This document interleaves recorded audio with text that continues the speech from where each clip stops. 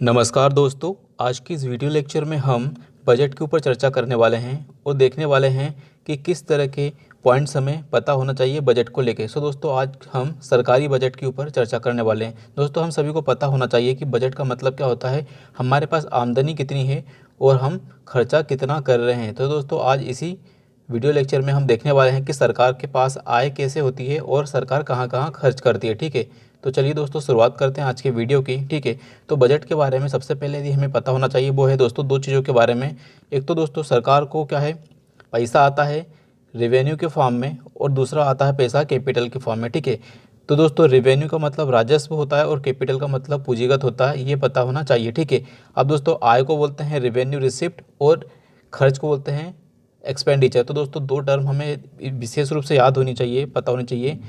तो एक दोस्तों बार बार आती है रिसिप्ट। क्या है रिसिप्ट? रिसिप्ट का मतलब होता है दोस्तों सरकार को कहाँ कहाँ से धन प्राप्त हो रहा है, तो प्राप्तियों को दोस्तों बोलते हैं रिसिप्ट।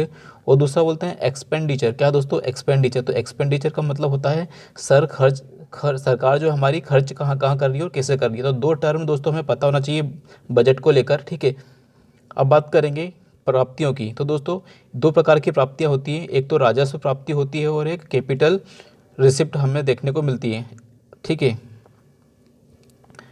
तो दोस्तों अब बात करने वाले हैं हम क्या है, रेवेन्यू के ऊपर। ठीक है, रेवेन्यू की बात करने वाले हैं। तो दोस्तों अब पहले हम उठाते हैं रेवेन्यू, मतलब सरकार को पैसा कहाँ कहाँ से आता है और किस किस रूप में प्राप्त होता है। ठीक है, तो पहले दोस्तों हम बात करेंगे रेवेन्यू रिसिप्ट की और फिर रेवेन्यू एक्सपेंडिचर की। ठीक है, तो सबसे पहले हम बात करेंगे रेवेन्यू रिसिप्ट की, सरकार को पैसा कहाँ कहाँ से आता है। तो दोस्तों पहले हम बात कर रहे हैं रेवेन्यू रिसिप्ट के बारे में। ठीक है, तो दोस्तों सरकार को दो प्रकार से पैसा आता है, एक तो टैक्स कलेक्शन करके और एक नॉन टैक्स है। ठीक है, टैक्स की यदि बात करें दोस्तों तो सरकार को टैक्स कलेक्शन से आता है पहला पैसा, जैसे कि एग्जाम्पल के रूप में हम जीएसटी लेंगे तो जीएसटी से पैसा आता है। ठीक है, इनकम टैक्स से पैसा आता है और कारपोरेट टैक्स से पैसा आता है और उसके बाद अन्य चीज़ों से भी पैसा आता है। ठीक है, नेक्स्ट बात करेंगे जैसे अप्रत्यक्ष कर लगाएंगे दोस्तों। अप्रत्यक्ष कर जैसे कारपोरेट लगने वाला सेंट्रल एक्साइज ड्यूटी, तो यहाँ से भी क्या दोस्तों पैसा हमें देखने को मिलता है। अब ये सारा का सारा पैसा कहाँ जमा होता है? ये सारा का सारा पैसा जमा होता है दोस्तों कंसोलिडेटेड फंड ऑफ इंडिया, जिसको बोलते हैं हिंदी में भारत की संचित निधि। तो दोस्तों ये सब पैसा कहाँ है? भारत की संचित निधि में जमा होता है। ठीक है, अब नेक्स्ट बात करेंगे दोस्तों नॉन टैक्स। नॉन टैक्स मतलब दोस्तों ऐसा रुपया जो बिना टैक्स के कलेक्शन से आता, मतलब किसी भी वस्तु या सेवा पर बिना टैक्स लगाए कुछ पैसा कलेक्शन होता है। जैसे दोस्तों हम बात करेंगे फीस की, फाइन की और कुछ सर्विस चार्जेस की। दोस्तों जैसे कि फॉर एग्जांपल दोस्तों जब हम बड़े बड़े हाईवे के ऊपर चलते हैं हमारी कार लेकर, तो दोस्तों यहाँ पर हमें क्या है, एक टोल टैक्स देना पड़ता है। अब टोल टैक्स क्या है दोस्तों? किसी भी प्रकार का कर हमें नहीं देखने को मिलेगा, ये क्या है दोस्तों? एक प्रकार की सर्विस चार्ज हमें देखने को मिलेगा। फाइन की यदि बात करेंगे दोस्तों तो जैसे फॉर एग्जांपल जब हम बिना हेलमेट के गाड़ी चलाते हैं तब जो सरकार हमसे फ़ाइन वसूल करती है, तो ये भी उनके राजस्व का एक प्रमुख सोर्स हमें देखने को मिलेगा। ठीक है, तो दोस्तों ये हमने देखे, क्या देखे दोस्तों? Revenue receipt. रिवेन्यू रिसिप्ट में हमने दो चीज़ देखी, एक तो हमने टैक्स देखा और एक देखा हमने नॉन टैक्स। ठीक है, तो ये दोस्तों रिवेन्यू रिसिप्ट के अंदर काउंट किए जाएंगे। ठीक है, अब बात करेंगे दोस्तों रिवेन्यू एक्सपेंडिचर। तो दोस्तों अब जो सरकार के पैसे हैं ये कहाँ कहाँ सरकार पैसा खर्च कर रही है उसके ऊपर हम बात करने वाले हैं। ठीक है, तो जब हम बात करेंगे रिवेन्यू एक्सपेंडिचर में तो दोस्तों कहाँ का पैसा खर्च करती है रेवेन्यू एक्सपेंडिचर। तो दोस्तों रेवेन्यू एक्सपेंडिचर के बारे में हमें दो चीज़ पता होना चाहिए कि इससे सरकार की ना तो इनकम बढ़ती है और ना ही किसी प्रकार की लाइबिलिटी रिड्यूस होती है। तो रेवेन्यू एक्सपेंडिचर के बारे में पता होना चाहिए कि रेवेन्यू एक्सपेंडिचर मतलब एक इस प्रकार का खर्च है दोस्तों, इससे ना तो हमारी किसी प्रकार की लाइबिलिटी कम होती है ना ही किसी प्रकार का एसेट क्रिएशन होता है। ठीक है, तो इसके उदाहरण पहले हम देख लेते हैं। जैसे कि दोस्तों हम बात करेंगे इंटरेस्ट पेमेंट। हम मान लो दोस्तों हमने 10 लाख का लोन लिया है और उसके ऊपर हम ब्याज चुका रहे हैं, तो ब्याज चुकाने से दोस्तों किसी भी प्रकार की हमारा एसेट क्रिएशन नहीं होगा और ना ही हमारी लाइबिलिटी कम होगी। ठीक है, दोस्तों बात करेंगे सैलरी की, तो सैलरी भी क्या है दोस्तों? सैलरी से भी किसी प्रकार का हमारी लाइबिलिटी कम नहीं होगी ना ही एसेट क्रिएशन होगा। पेंशन, ठीक है, पेंशन हुआ, सब्सिडी हुई, ये सब दोस्तों क्या कहलाती है? Revenue expenditure. सो दोस्तों हमने बात की हमने रेवेन्यू एक्सपेंडिचर। रेवेन्यू एक्सपेंडिचर के उदाहरण क्या है दोस्तों? इंटरेस्ट के ऊपर, कोई भी हमने लोन लिया तो उसके ऊपर इंटरेस्ट पेमेंट कर रहे हैं, सैलरीज दे रहे हैं हमारे सरकारी कर्मचारियों को, पेंशन दे रहे हैं और सब्सिडी दे रहे हैं किसी न किसी प्रकार की। तो ये सब दोस्तों क्या है? रेवेन्यू एक्सपेंडिचर में आएगा। ठीक है, अब बात करेंगे दोस्तों कैपिटल रिसिप्ट के बारे में और कैपिटल एक्सपेंडिचर के बारे में। ठीक है, तो अब बात करेंगे दोस्तों कैपिटल एक्सपेंडिचर या फिर कैपिटल हमारा वो होता है जिससे या तो हमारा एसेट क्रिएशन होगा या तो हमारी लाइबिलिटीज़ कम होगी। ठीक है, तो दोस्तों पहले बात करेंगे कैपिटल रिसिप्ट के बारे में। क्या है दोस्तों, पहले हम बात करेंगे कैपिटल रिसिप्ट के बारे में। कैपिटल रिसिप्ट दोस्तों वो होती है जिसको क्या है दोस्तों, हम हमारी लाइबिलिटीज़ रिड्यूस करते हैं या फिर हम हमारे किसी न किसी प्रोजेक्ट को या फिर हम किसी न किसी परिसंपत्ति को बेचते हैं। ठीक है, जैसे फॉर एग्जांपल यदि बात करें तो विनिवेश। दोस्तों हमने अक्सर न्यूज़ में सुना है कि सरकार विनिवेश के माध्यम से धन जुटा रही है। तो मतलब कोई भी सरकारी कंपनी को बेचकर दोस्तों सरकार जब धन जुटाती है और उसको कंसोलिडेट फंड ऑफ इंडिया में रखती है, तो दोस्तों उसको बोलते हैं विनिवेश करना। ठीक है,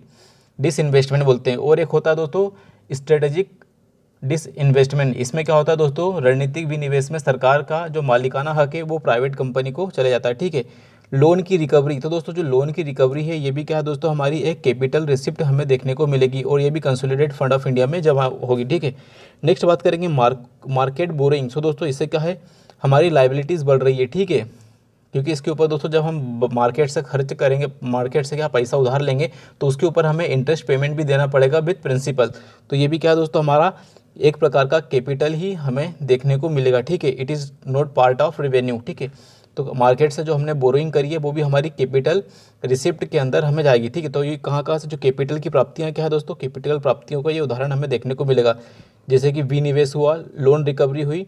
अब दोस्तों ये दोनों को क्या बोलते हैं, नॉन डेट कैपिटल रिसिप्ट। विनिवेश हुआ और लोन की रिकवरी, ये क्या दोस्तों, नॉन डेट कैपिटल रिसिप्ट के अंदर हमें देखने को मिलेगी। नॉन डेट कैपिटल रिसिप्ट कहलाती है ये हमारी दो। ठीक है, और मार्केट बोरिंग क्या है दोस्तों, ये क्या है, डेट रिसिप्ट हमारी कहलाती है। अब बात करेंगे दोस्तों सरकार पैसा कहाँ कहाँ खर्च करती है और किस तरह से खर्च करती है। ठीक है, तो अब हम बात करने वाले हैं कि सरकार ने जो रेवेन्यू कमाया है उसको हम क्या बोलते हैं दोस्तों, कैपिटल एक्सपेंडिचर। मतलब सरकार के जो खर्च है उसको हम क्या बोल रहे हैं दोस्तों, कैपिटल एक्सपेंडिचर बोल रहे हैं। ठीक है, तो इसके उदाहरण हम देख लेते हैं।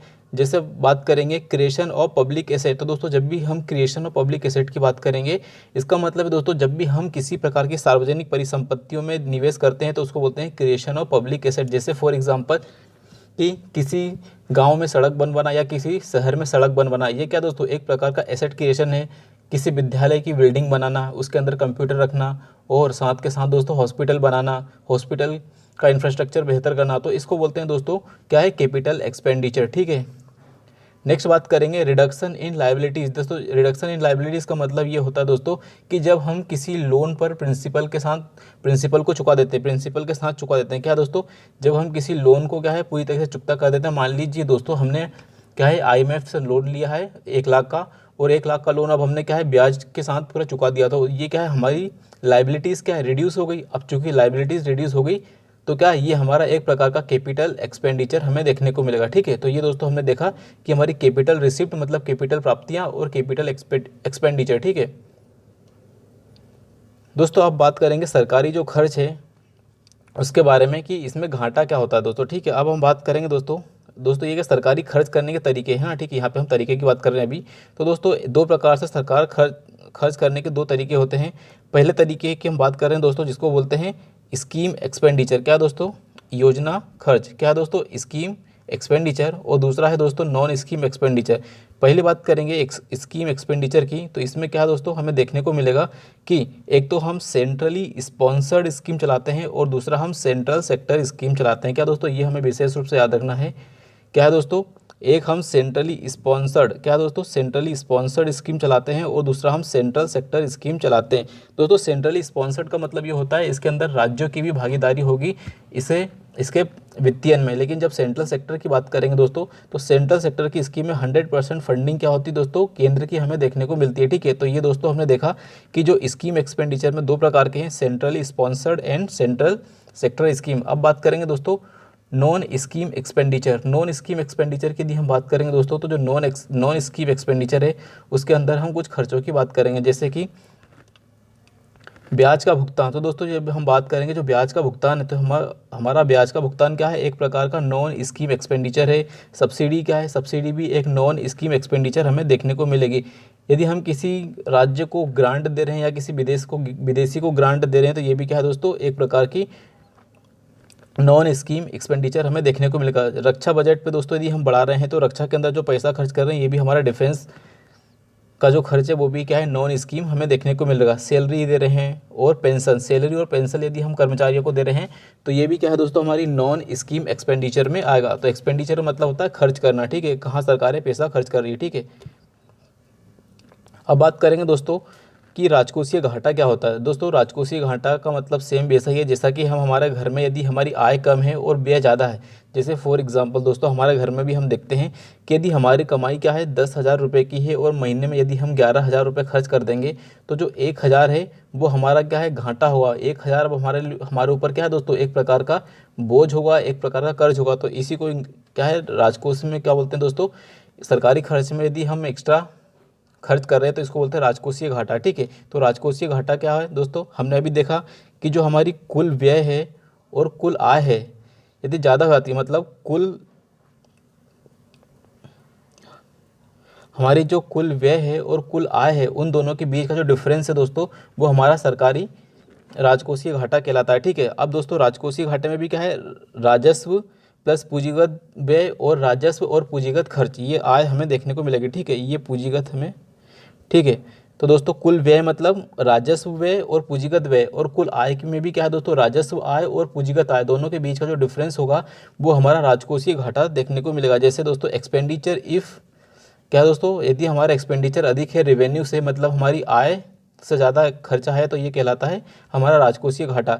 और दोस्तों राजकोषीय घास हमारा जो फिस्कल डेफिसिट है इसको लेकर क्या है, एक सुखमोई चक्रवर्ती समिति थी, इसने क्या है दोस्तों, इसके ऊपर राजकोषीय घाटे पर लगाम लगाने के लिए कुछ अनुशंसाएं की थी। तो दोस्तों सुखमोई चक्रवर्ती समिति का यदि एग्जाम्पल पूछ लिया जाए कि ये किससे रिलेटेड है तो ये क्या दोस्तों, हमारे फिस्कल डेफिसिट, हमारी राजकोषीय घाटे से संबंधित देखने को मिलेगी, ठीक है।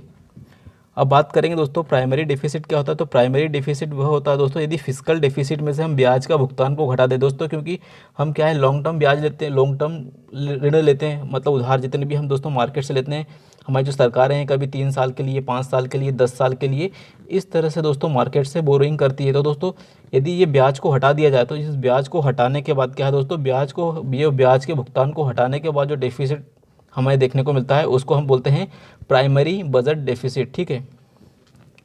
अब दोस्तों हमारी जो बजट व्यवस्था में एक समिति याद रखना है दोस्तों, एक एक्ट याद रखना है जिसको बोलते हैं FRBM एक्ट। क्या है दोस्तों, उसको बोल रहे हैं हम FRBM, physical responsibility and budget management act. ये दोस्तों कब आया था, ये दोस्तों 2004 में आया था। तो दोस्तों इसके अंदर 2 प्रमुख बातों पर जोर दिया गया था। इसमें कहा गया था कि जो राजकोषीय घाटा फिजिकल डेफिसिट है उसको क्या है दोस्तों, हमें रिवेन्यू डेफिसिट की बात करी तो रिवेन्यू डेफिसिट क्या है दोस्तों, रिवेन्यू डेफिसिट को हमारा जो राजस्व घाटा है उसको 0 तक लाना चाहिए। और जो हमारा फिजिकल डेफिसिट है उसको जीडीपी का कितना 3% होना चाहिए, इसका लक्ष्य बनाया गया था। दोस्तों हमें याद रखना है FRBM का, इसने कहा था कि जो रेवेन्यू डेफिसिट है, राजस्व घाटा है, उसको 0 तक ले जाना है।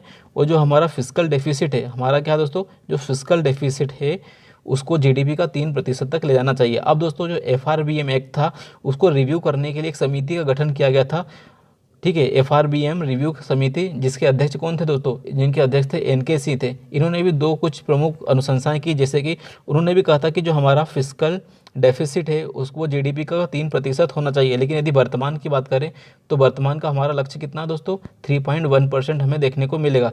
उन्होंने ये भी कहा था कि जो डेट टू जीडीपी रेशियो है वो टोटल 60% होना चाहिए, जिसमें केंद्र का 40% और राज्यों का 20% हमें देखने को मिलेगा, ठीक है। तो दोस्तों याद रखना है कि जो NKC समिति है उन्होंने कहा था कि जो डेट टू जीडीपी रेशियो कितना है, 60% होना चाहिए जीडीपी का। तो दोस्तों आज के वीडियो में हमने क्या राजकोषीय घाटे को देखा और देखा कि आय और व्यय किस तरह से सरकारें करती है, ठीक है। तो वीडियो को लाइक कीजिए दोस्तों, चैनल को सब्सक्राइब कीजिए एंड शेयर